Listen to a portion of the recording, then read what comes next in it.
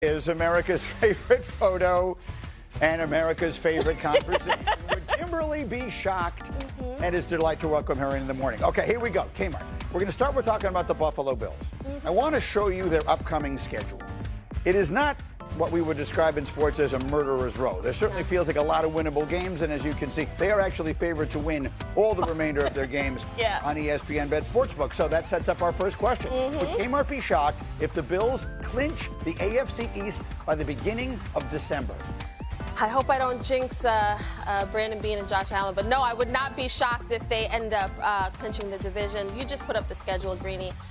They've played very well. Josh Allen is playing better than a lot of quarterbacks in the NFL, and the way their schedule is set up, we knew that they were going to have the easiest schedule, so I think they're in good company. Yeah, the division falling by the wayside a little bit. We'll see where I didn't want to talk about your Jets. The next one, no. Well, we'll get to that. There's not a whole lot of reason to talk about them when it comes to the division. They played each other, by the way, and the Jets still haven't started competing in that game. Okay, let's get to the Jaguars. Would Kmart be shocked if the Jaguars win the AFC South? I would not be shocked. And you know why I'm saying that? I don't want Liam Cohen to knock me out. I just feel like I'm that dude always wants to fight.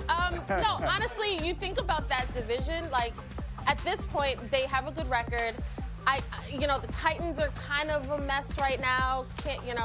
Cam Ward's saying that himself, so I wouldn't be shocked. I think they've got talent, and their record is pretty good. Jeffrey, do you take that personally? Absolutely. From an Indianapolis perspective? Have we watched it? If Mitchell just possesses the ball one more second, they beat the Rams. Are we not putting the Colts above the Jags? Come on, Kmart. I'm just trying to get under Jeffrey. You just don't want Liam mad at you. I understand. That's exactly right. I don't blame him. And that last one. Would Kmart be shocked after watching them play last weekend and all maybe seeming right again in the kingdom if Kansas City finds its way all the way back to the Super Bowl one more time? No, I would not be shocked. This is a team that, coming into this year, figured getting knocked around in the Super Bowl, that would wake them up a little bit. This has not been the season they expected, but I think you saw a worthy comeback, and you saw some juice, you saw some energy in this offense. I think now they've survived Rashee Rice at this point with his absence, so I think they're in pretty good position. So, Jeff, you weren't here yesterday. There's been a pretty split debate on this show this week. I feel like about half the people I've had on have said, see, that's what it's supposed to look like. They get Worthy back. They're going to get Rashee Rice back. The Chiefs are right back where they want to be. And others have said, hold on, the Ravens defense is going to make a lot of people look healthier than they actually are. Where do we sit? I'm on the side where the Ravens are going to make you look a lot better than you probably are. I mean, you think the Ravens in the run game are 31st in the league, passing game they're 25th. So did the Chiefs play exceptionally well? They did, right? They finally ran the ball. They finally did the things Worthy had explosive plays. Travis Kelce took a time machine back. He was lighting it up. Everybody was playing well. But my issue with the Chiefs is not always about it's about the fundamental portion of it. They don't run the ball well. They average 67 yards a game with their running backs, which is almost dead last in the league. Explosive plays are still. You're not playing the Ravens, and here's my issue. I don't have a problem. I don't have an issue with the Chiefs going to the playoffs. The Chiefs want to win the Super Bowl. So if we're talking about them as a Super Bowl winning team, my issues are deeper than just can we go beat the Ravens. That's why I still have hesitation. Yeah, look, I think that they are turning a corner. I think, look, number one, look at the pace that they played at yesterday. The speed component looks like it's back now. Okay, and when you have that, whether it be you're talking about go balls, whether you're talking about jet sweeps, those kinds of things that are stretching the field horizontally and vertically, it just starts to create more space. The running game has never been really fantastic in the Kansas City, even when they were winning Super Bowls. I mean, they never had someone who they could really count on that Patrick could say, hey, look, you know what, I got to hand this ball off a few times. You got to take some of the load off of me. The load is always on him. No doubt. The fact of the matter, though, is this.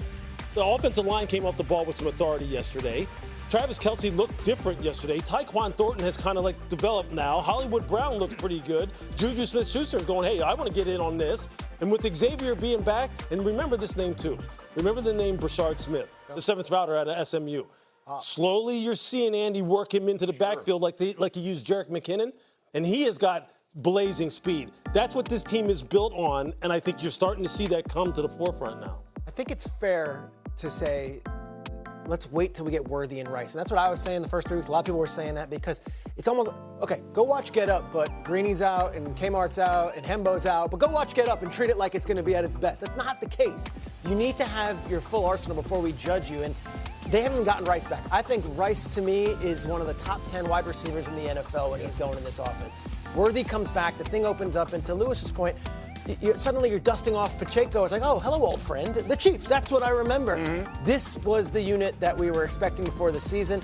I would like to judge them on this, and they might even get better once we get And I do think they're going to get better. I just think that when we're talking about the game they just played, it's styles make fights. This is a perfect fight for the Chiefs. The Ravens can't generate pass rush. They can't stop the run. You can't stop them those. That's an issue. So everything does look good, and everything looks explosive and looks fast. It's when you start taking Worthy completely out of the game, or you get pressure on Mahomes by rushing 4 or rushing 3 and dropping 8. There's different things that teams can bring you. That's the only reason I say I have the hesitation, because of the opponent they just beat up on.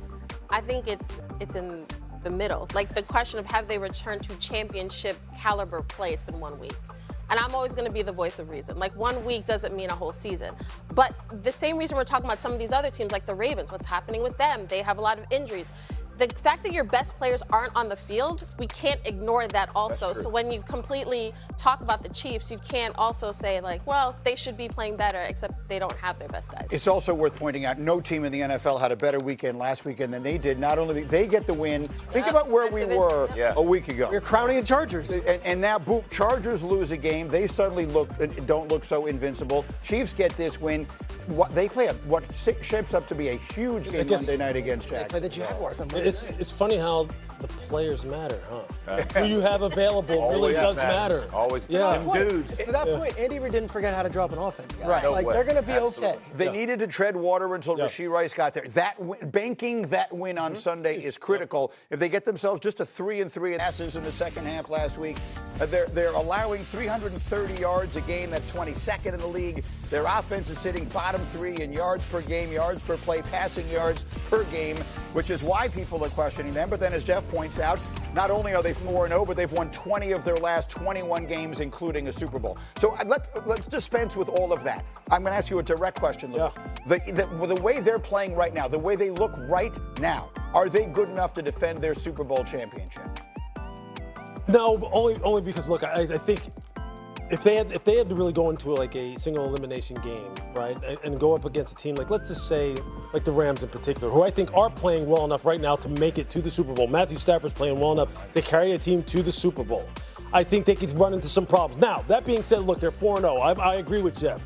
A lot of the issues that this football team has, I think, are going to work its way out as the season goes along. There's nothing wrong with Saquon. He has not hit a wall. He's not all of a sudden an aging back that they're stuck in a bad contract. There's nothing wrong with A.J. Brown's skill set. He will get it going as well.